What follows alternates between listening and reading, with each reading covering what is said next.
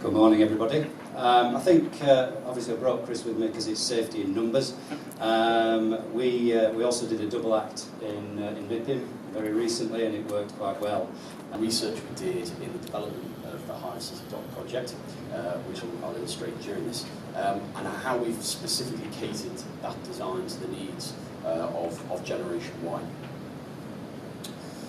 So who are Generation Y?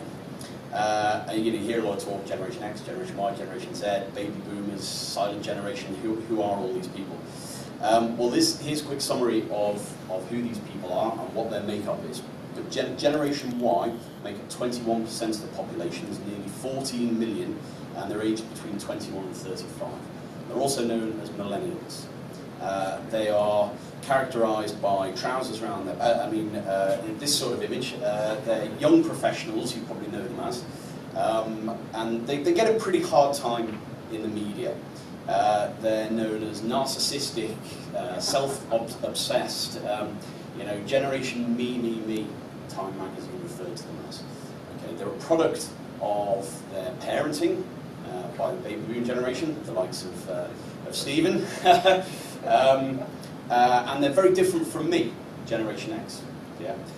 If I look at the difference between myself and my younger brother, who's only 13 years younger than me, it's an incredibly different outlook on life. Totally different attitude to money, to security, to his future, and it's just amazing. Well, that short amount of time, but a big cultural change happened in that short amount of time that resulted in these differences. Attitudes to the future. Well, when asked in a recent survey, nearly 30% of millennials said they were planning for the future, which I think, given everybody's lack of interest in pensions, 30% is not bad for a young cohort. But of that 13%, nearly half, so that's 15% of millennials, listed winning the lottery as part of their long-time financial security plan. Right, so I think a generation marked by creativity, flexibility, and they're highly educated. So there's a lot of positives to this group of people as well. I think we should focus on the negatives. They have more university degrees, which means not only are they obviously well educated, but that process of university education, of university education becoming the norm, means that they're people who are used to finding information for themselves. They aren't succumb to media. They don't respond well to advertising. So you have to secure their interest in other ways. They're not interested in the acquisition of properties. They're not interested because initially they couldn't afford it, but now they'd rather spend their money on experience. They characterise their life, and they advertise their life through social media, and they measure their wealth in terms of experience. So what factors can millennials look for in a home? Cost, no surprise, is the biggest factor that they're interested in. Distance to work, how far they have to travel. I mean, these are fairly fundamental things that probably everybody looks for when they're looking at a house. Local amenity, crime rates, fast Wi-Fi. The fifth biggest important factor in looking for a new home is internet infrastructure. Transport links, although not obviously a lot of them are interested in their own car, especially city centre dwellers. They see cycling and sustainable forms of transport as a much higher priority. I can't read this, it's so small. High quality finish. Yeah, so the single biggest problem they have with moving house was going without an internet connection. So if you live your life on social media, it's hard to connect with everybody and share those experiences if you don't have an internet connection. Connected devices. 21% have at least 6 internet connected devices, and 4% have 9 internet connected devices. Right? And it's not just the number of devices, it's where they're connecting. So 32%, near a third of them, are connecting in the bathroom daily. Right? So in the days of old, again, difference between me and my little brother, I was in the bathroom with Playboy, he's in the bathroom with his smartphone. Haigh City Docks is a build-to-rent scheme on the Liverpool waterfront, part of Prince's Dock, and it forms part of Liverpool's Peel Liverpool Waters master plan. It's 31 stories and it's 278 apartments across a mixture of sizes. So this has been geared around delivering not only to Live Early agenda for build to rent, but also specifically catering to capture the needs of Generation Y. And first and foremost, about flexibility and choice. So there are a mix of apartment types. Well, hey, there's a mixture of apartment types in all buildings, but in this building, we have a mixture of typologies of 2 beds and typologies of 3 beds. There's different ways of organising those spaces. So there are the kind of built or any dumbbell arrangement 2 beds, where you have bedrooms either side of a communal living space, or there's a more traditional, larger master and smaller 2nd bedroom arrangement with 2 beds. Just to give you an example, people can move around those apartments during their tenancy through the management service. There's studios, 1 beds, 2 beds, and 3 beds. So there's an aspirational quality that as people's circumstances change, they can move through the building as well. Aspirational, the building has to be aspirational. If you live your life on Instagram, it's important that you're proud to show where you live and proud to show off part of your life. And obviously where you live is a big part of your life. So the design is confident, it's overtly modern, it's crisp. It's been worked in a lot of detail with our clients, with the city and all the stakeholders, to produce a scheme that is really really sharp and is really going to capture some interest. And it's quite different to a lot of the apartment buildings that are in the city as well. Okay, location and setting. We understood that's partly really important to where professional renters and millennials are looking for. So this is obviously an ideal location in the city centre. It's within walking distance of the rest of the real amenities of the city. And that's important then to the offer that's specific to the building.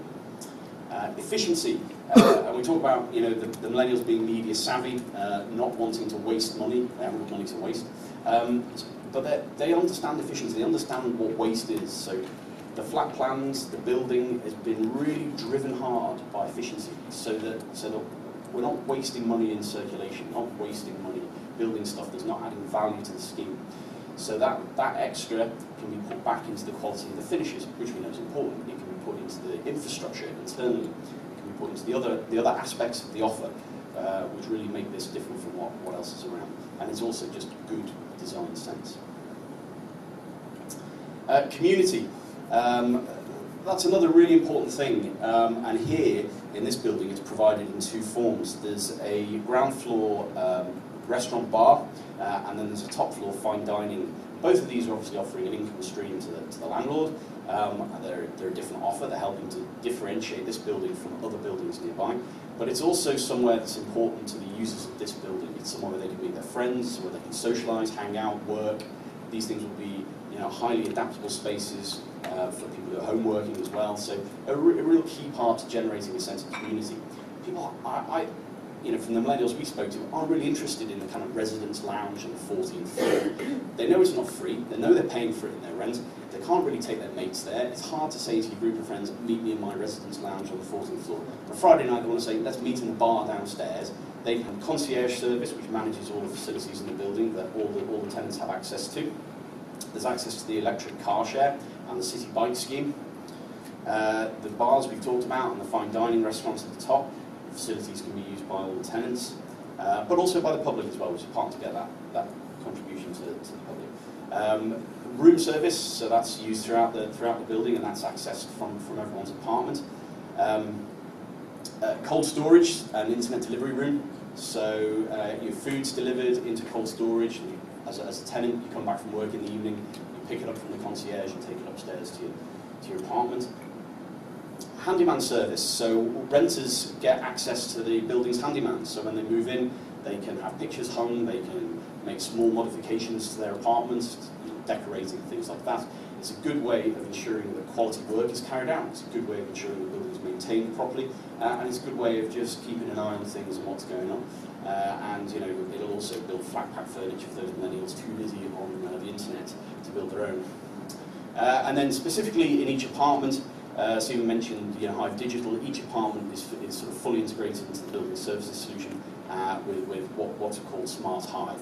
So that is automated blinds, temperature control system, in-apartment communication, so an intercom system between all the apartments in the building, again fostering that sense of community, smart lighting, energy monitoring, security, and smart appliances, integrated appliance technology, and all of that is controlled through an iPad that comes with the apartment. So that's allowing building users to operate all the services, and also through that iPad they'll be able to connect to the concierge and take advantage of all the concierge services. So there it is, quick roundup of how we're delivering a PRS or build to rent scheme specifically to capture Generation Y. Thank you very much. It's a 50-50 JV. And the reason it's a 50-50 JV is in terms of regulatory approval. This has to be, to get it off balance sheet, it has to be 50-50. And your housing group treat this as an investment, so we repatriate profits back into the association.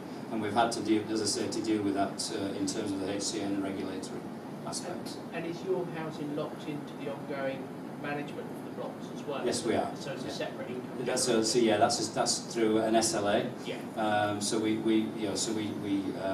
have an agreement where your housing group manages all the properties. Okay, thanks very much. Will you be around Yes, of course. during the break? So if people want to approach Chris or Steve individually, then they're welcome to do that. Let's thank both of them for an excellent presentation.